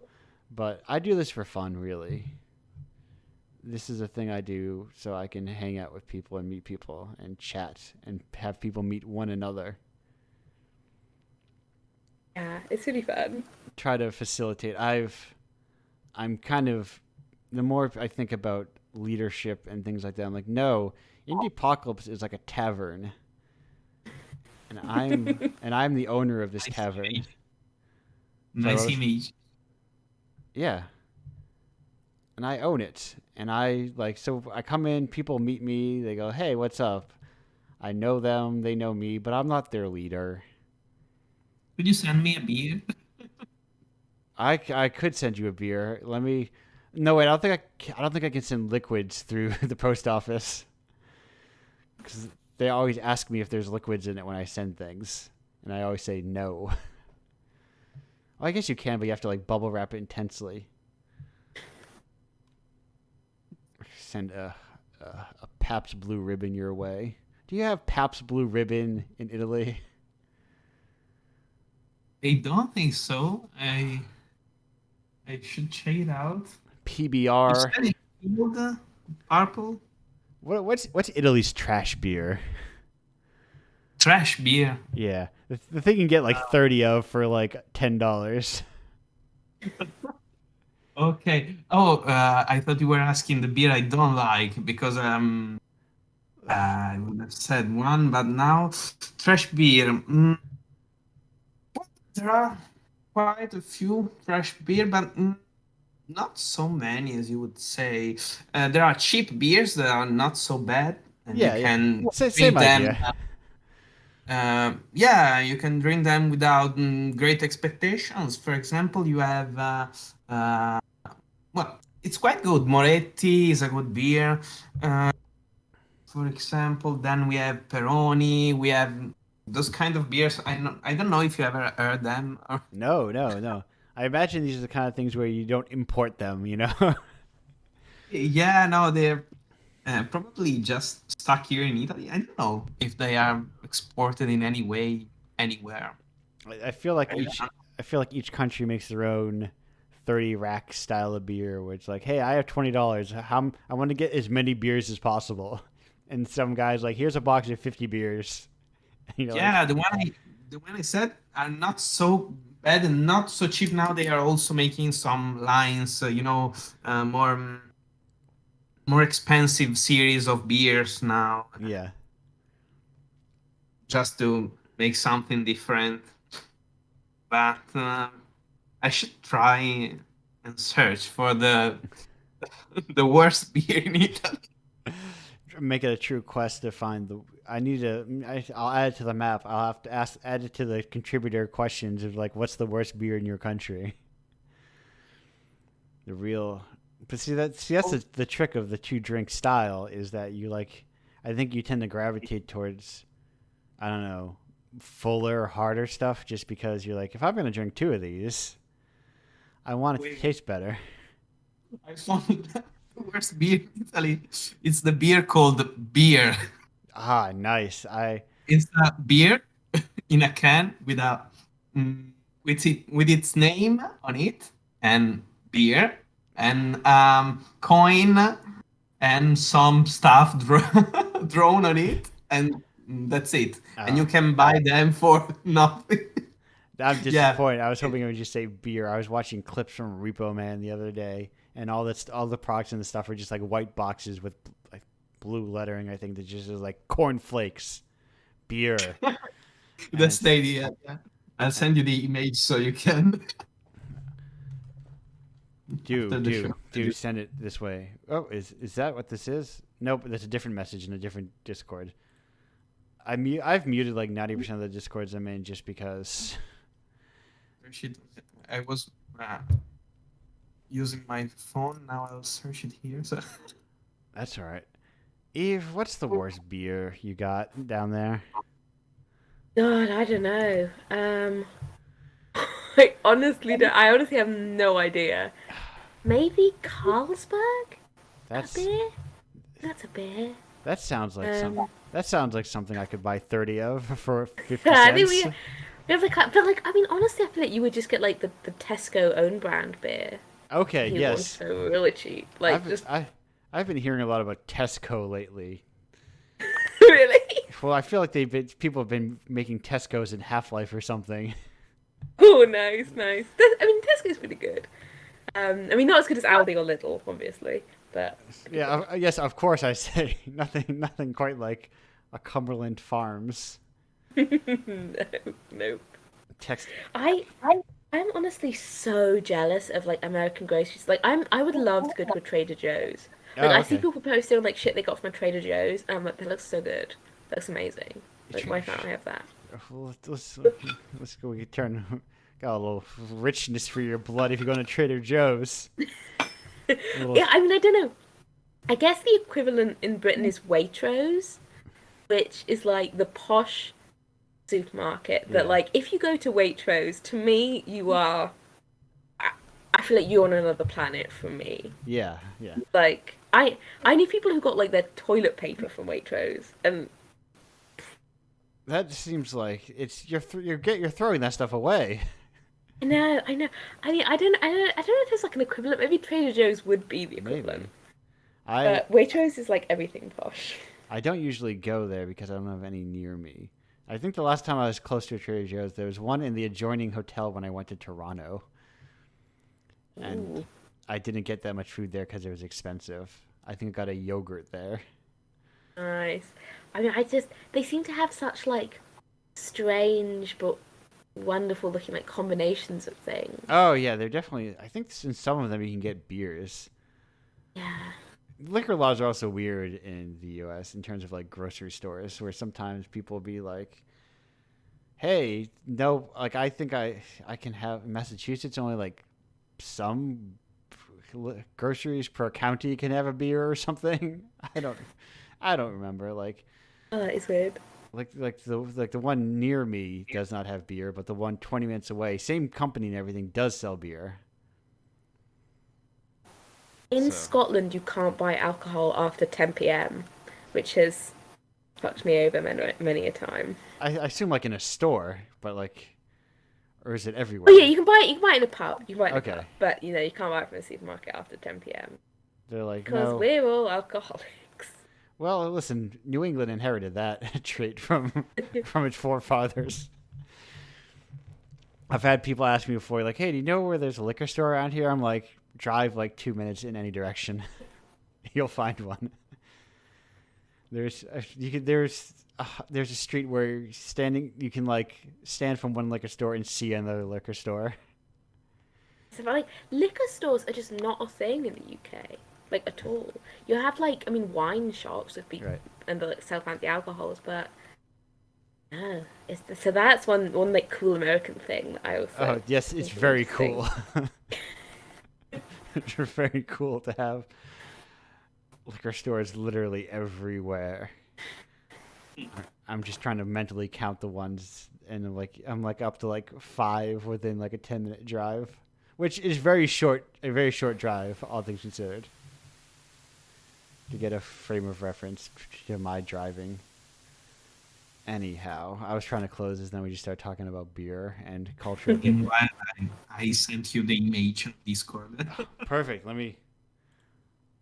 Wrong Discord. That's a good beer. I really straight to the point. Beer. No. Here's beer. Here's a beer. Here's the stuff that makes beer. Here's a picture of a beer. Here's what you need to know about it. You put it and you drink it. I don't know if I would get it. Not enough skeletons or monks on it, personally, for my taste. But I like the form factor.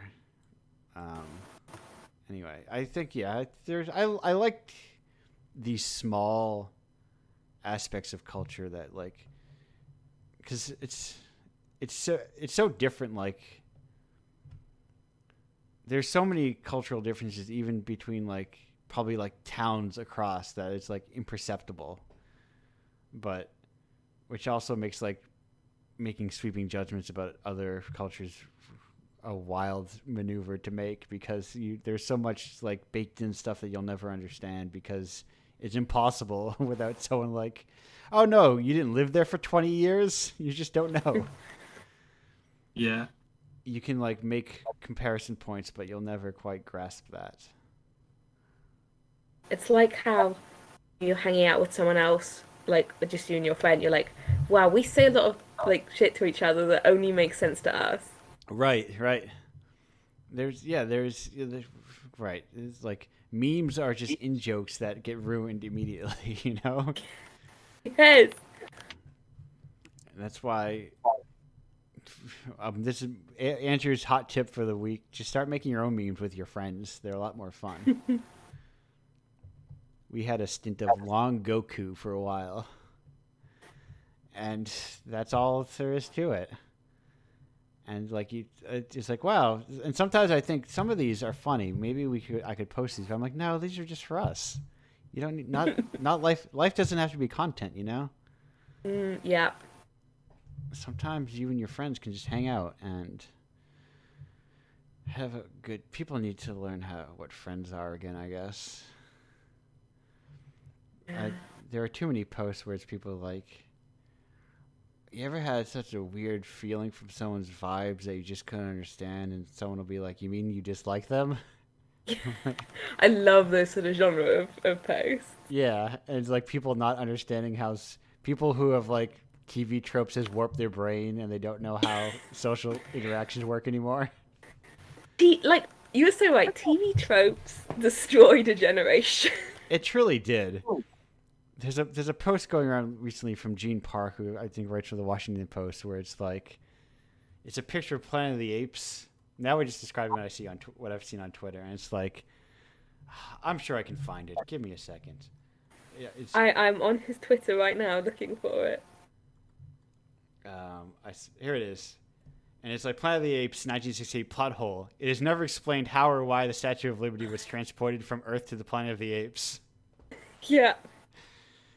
And then he's like, film Twitter be like, and it's like that is you that it just it's this kind of like over literalization of everything and this like deconstruction and also turning real people into fictional characters that we have to deconstruct and people like analyzing people's relationships and it's like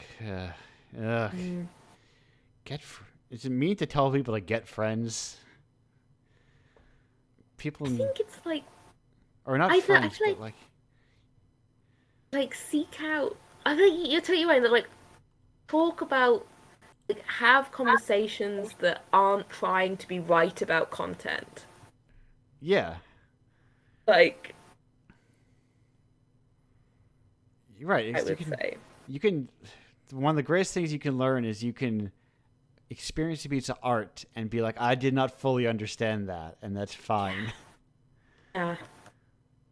To be like, well, I liked it, or I didn't like it. I don't know how I feel about that. Yeah. For all the people, for all as much as people bring up 1984, people seem to forget that doublethink is a good thing. You know. And they have that difficulty, holding contrary thoughts within their brain. Yeah.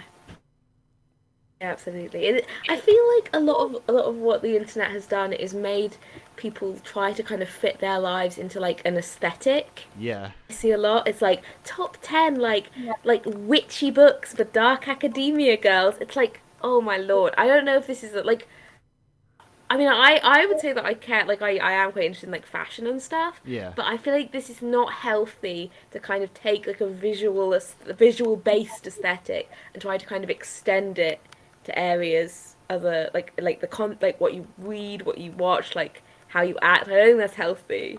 No, I like a lot of different things. I talked a lot about Hellraiser, but, doesn't mean, like, my identity is gross horror guy, you know? Yeah. I could very well. So, as I try and wrap this up once again, perhaps unsuccessfully, I had a thought that I'm going to float by the two of you. So, are you familiar with Let's Plays? Yeah. Conceptually. Seen a few. Okay. In my day. I have two. So I was watching some Let's Plays, or I was watching some Let's Players. I was watching a lot of Gextra Life lately.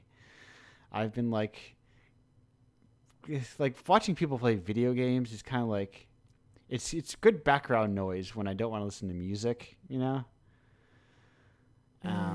But anyway, the point is, I was thinking about Let's Plays because they were talking about their Let's Plays, and they're like, and it was a charity stream, so they had fans being like, with their donation, be like, "Oh, I loved your Spider-Man Let's Play," and I started thinking like, are there definitive Let's Plays of games? And then I started thinking, are Let's Plays like theater productions? And that's the thought I had. Yeah, no. Oh, I think about this so much because I'm always thinking about the relationship between video games and theater. Yeah. And I genuinely think Let's Plays are because, like, if you think of a finished video game as like a script, right, and when you play it, you are acting that script. Yes. And then, so when you watch a Let's Play, you're basically watching a production of that video game. Yes. You know, you're running through my brain. You're taking the same path I went through. Yes, it's so true. It's so true. I'm so glad that I was worried that was like how like sometimes your brain you think too much and then people don't know what you're talking about when you say something. No, absolutely. Okay. Saved. There's something there, and I'm surprised. I haven't looked up to see if someone else has thought that thought and already read a long think piece about it. Maybe it already exists. Do it. But I think there's something there to like analyze Let's Plays as like a work of art because they are kind of like art in a way. Oh, absolutely. And I think it's weird because on one hand they're playing the game and that's fun, but on the other hand, interacting with the chat, the sort of being, because often Let's Plays are like a character. Yeah. Often that's like performance. Oh, then you'll see stuff like, I mean, I remember when I was like 11, I really liked these like Pokemon Let's Plays of just people basically like riffing on the game, Yeah. and like it's like taking the game as like raw material and then making it into something else. Right, right. I've seen like two or three versions already of people playing through Phantasmagoria Puzzle of Flesh, and I'm like, I have preferred versions of that, you know? Yeah. Or like I'll watch one version of a Let's Play, and then I'll seek out someone else because I'm like, I know they'll have a different take on it, and it's like, Hmm. you know, I want to see this troop's interpretation of it because I know this have a certain style. Yeah, I want to see this piece of music played by this instrument or this orchestra, you know? Yeah, because I know like I know how they tend to interpret work, and I'm like, I want to see how what their interpretation is. Mm. Okay, good. I feel Maybe some games are more interesting than others because you can make some choices or customize your experience in some ways, and then they are also mm, more approachable in this way yeah, because you have to create your own path in the story. So each plays really different their games. No? yeah. It's just like right. Each person has like can like it's not. It's like a slightly more radical, but I'm sure also there's like if you watch like a lot of Let's Plays, you will find like if I watched 30, 50, 100 people play through like Uncharted 2, I will like you'll probably start to see the like here is the very stock version of Romeo and Juliet that they're all going through, you know? Like there's probably clear beats within the game that people comment like there are the obvious comments and the obvious reactions that people have. Anyway, I feel like maybe it's a project for someone 10 years from now. Someone is their dissertation. So the same game doesn't exist for for everyone. Everyone Yeah. has its own game in the end. Yeah. I mean, I think that's why I'm drawn to both theatre and video games because unlike a book or an episode of television, it's not a finished thing when you sit down to experience it. Like when you're playing a game, you, the player, make the game in your choices and literally just interacting in the world. Yeah. And when you're watching a theatre piece, the actors make it right in front of you, you know? Right, right. And like there's obviously prep that goes into it, but there's also anything could happen in the moment. Yeah, yeah. And I mean, this is, I think a lot about the relationship because I have this theory that whenever anyone goes to a theatre, people secretly want things to go wrong. I think that is such a big part of like the actual draw of Yeah. theatre. You're waiting for someone to forget their lines or fall off the stage.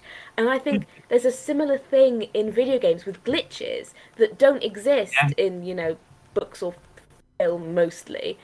And it's typos. just this yeah, and it's just this feeling of like it could go wrong. I like how is this? It's amazing that this is working. You know? Yeah, at any point I could walk a slightly unintended path and oops, I'm outside things now or this cutscene isn't playing properly and it creates a new art in and of itself Yeah. because yeah. Anyway, theater is It very would be cool. interesting to see games that blends the limit between virtual and reality. For example, games that ask you to do something in your reality while playing that game. Uh, that Mm. would that would be interesting. I had I had an idea recently where it's like so the idea of playing a game and making sure you don't go the correct path so you can see every path kind of thing. Mm. And I Yeah. thought about like the idea of like, well, if this was like a role playing game, a good game master, every path is the correct path, and it's Mm. just different set dressing, or at least and how I approach it. Everyone plays role playing games differently, but I'm very much of a style where I just like every path is a correct path, and everything moves forward. It's not like players don't run into a dead end. It's like what if a game kind of like even if you're going down multiple paths, it always kind of fed out into a correct answer kind of thing. The idea of a true end is very interesting. Yeah. But it's like everyone can approach that end differently, like have different set dressing, different experience, but it's like, life's about the journey, not the end or whatever, that kind of approach. But Yeah. I'm so far away from going back to making games now, especially because I have shows to go to now, which takes more time. Maybe I'll just make them in my hotel room when I have nothing else to do. Yes. But it's also I lucked out this time in that nobody knew who I was when I went to the show. But that's going to be a very strange experience the first time it happens. When people are like, oh, I know, it's this guy. They're going to point at me and be like, what's going on? And then they're going to be like, we've spoken for hours on the internet. I'm like, oh, I don't know what your face looks like. I had that experience where I talked on the phone to someone who I talked to on the show, and I was like nervous to make a phone call, even though I've spoken to them for plenty of time. Yeah, it's so weird, like bridging the gap between internet relationships and like real life relationships. Yeah, because I feel like this is a thing that's going to end eventually. I'm going to hang up. We're all going to go away. Going to do our separate things, and it's an increasingly strange thing that I think a lot about like, well, obviously it's natural that over time, interacting with hundreds of different people, I'm going to like some of them more, and I'm going to become better friends with some of them, but like not all of them. And maybe one out of every 3 issues, like, here's a new friend I made. Yeah. But then also it's like balancing that out with like, oh, I'm an indie creator who doesn't know who wants to become Indiepocalypse, so I want to become his friend so he'll further my career. And I'm like, I think about that stuff as I'm like even well beyond or like very far away from that stuff.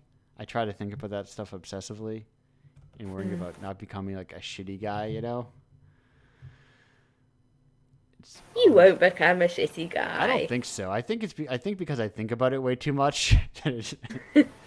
It won't happen. I think I want to be left alone most of the time, and I think a lot of the shittiest people are like people who love the attention and who then abuse the attention that they get.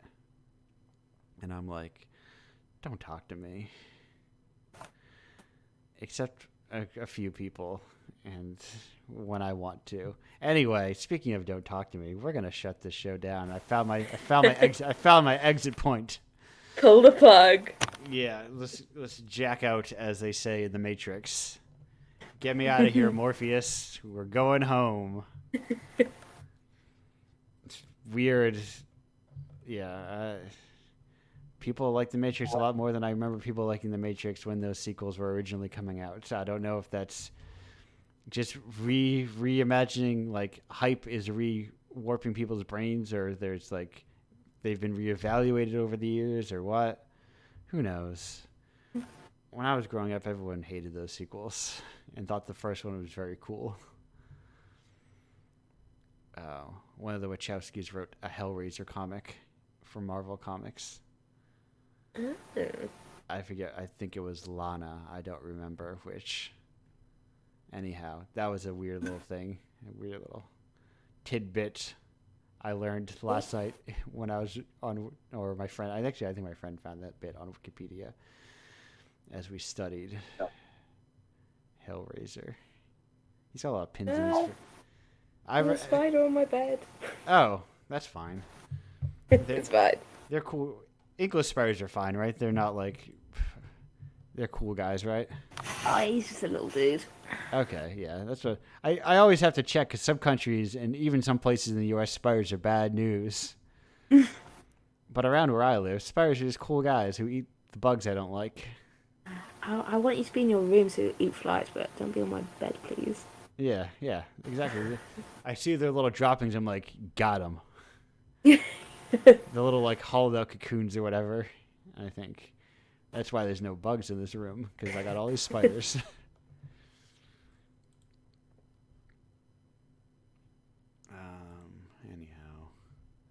we're closing it down. Before we close it down, let's get some plugs. Go over to Plug Town, which is Eve. What have you got to plug? Oh my goodness, what do I have? I've got my game that was in Indiepocalypse, White Dresses on Branches, that is now free to play on my itch. It's good stuff. If you, Recommend it. it's you should go check it out. It doesn't take very long to play. I like it. I've got my other games that I make, also my itch, just like little short bitsies. I have an article out in Critical about Yume Nikki, which I'm very happy with. I'm gonna play that game one of these days. You have to. It's my favorite game of all time. And you should read. You should play it. You should read my article. It seems like I read like the snippet that Nate had put out, and I was like, this makes me want to play Yume Nikki a lot, because like it's great. There's like definitely the impression I feel like we could talk forever about how influential Yume Nikki is, and like Absolutely, yeah. And how like 90 like. But like never, like it very rarely trickles out into the mainstream, you know? Yeah. What we were talking about earlier about Undertale, Yume Nikki is genuinely a game that came from nowhere. Yeah. Like, yeah, it's really, like, yeah. Anyway, go read my article on it. It's great. Yeah. Before I felt my like gears spinning on to start talking about Yume Nikki. So before I was like, no, Andrew, no. And then I caught myself. Yume Nikki means dream diary. Yes, it does. I learned that as I was learning my kanji. I'm like, oh, I know it. I'm starting to piece together words. I saw a post on Twitter, and I instinctively translated that, but I was like, actually, I know what all these words mean now. But it's a slow language to learn, but if I learn it, it means I can go to like Japanese itch or whatever and start like looking for more Yume Nikkis and weird things like that. I think there's a whole subculture of, the Dojin game that is unexplored in the West or gets very rarely explored, and I think there's room. Also, there is a video game festival in Japan. Yeah. Kyoto, I think, and BitBash? it's about it's Bit Summit. Oh, Bit Summit. Oh, BitBash is in Chicago in the United States. My mistake. It's a Bit Summit in Kyoto, and it's about indie Japanese games, less known Japanese games. It's quite interesting. I don't know if in this situation they are hosting that event again, but it was something interesting. Yeah. Really. Illy, what have you got to plug? To promote? Sorry? What have you got to promote? Oh, okay. Well, not a lot right now, because I'm working on this little game. I'm making another narrative little experience about past, about stuff like that. But there is my itch.io page, and you can watch what I made. There is a little collection I made during the bundle on itch.io. I don't know if you remember the racial justice bundle on itch.io. Yep. I made free edition of all my games packed in one to contribute to the cause, and it's called A Fair in Unfair Times, and I would promote that. It's free. It's on my it's on my page. And for Indiepocalypse 19, I would promote Non Luogo Stazione, that is the short game, the short prequel to Non Luogo Motiva, the game that it's also free on my page. But Non Luogo Stazione was made exclusively for Indiepocalypse, so yes, go check it out. Thank you. Hot exclusives coming in. So check it out, and thank you. Thank you, Andrew, and thank you, Eve, for having me here. It was a pleasure. And thank you for being here. The show does not work if people do not show up. And I like to have people show up and hang out with them. I will say, as I always say, hey, hey, buy Indiepocalypse. It's good. Go to indiepocalypse.com or Indiepocalypse on itch. You don't want if you want to buy it, but you don't want to have to think about it. Just go to the Patreon and indiepocalypse.com/Patreon, and you can just subscribe. You get it delivered to you once a month. Submit your games. Indiepocalypse.com/submit. Always taking submissions. Gotta get in early. Remember, Indiepocalypse is the cutting edge of indie games. When I was at that convention, people were like, "Oh, indie games like Undertale," and I was like, "You know, you're not wrong." I was like, "The next Toby Fox could be any one of these developers." That's my trick. There was also a guy who was like, "Indie games, they're kind of usually kind of unfinished, aren't they?" And I was like, "Buddy, what are you talking about?" You got to really like learn to. I'm emerging from quarantine. Like I was already mildly antagonistic already to some people who were like, I was like, when I was making games and people were like, "Yeah, this could do this." I'm like, "Yeah, that's just the thing I want to do, so that's fine." Some people don't like everything, but now I'm gonna be like, if you're coming like, hey, when are they gonna be real games? I'm like, buddy. Oh, shit, get out of here. Unless you're gonna buy it, get out of here. I don't need that attitude. Real games, unfinished. Or if they need to be 60 hours long and it's a generic story about a guy who shoots a bunch of other guys. That's real art. Anyhow, shutting it down, closing it down. Oop, I gotta. Thank you. I got a message. Thank you both for being here again. Thank you. Thank you. I'm finding my closing song, which is the same one it always is. Goodbye.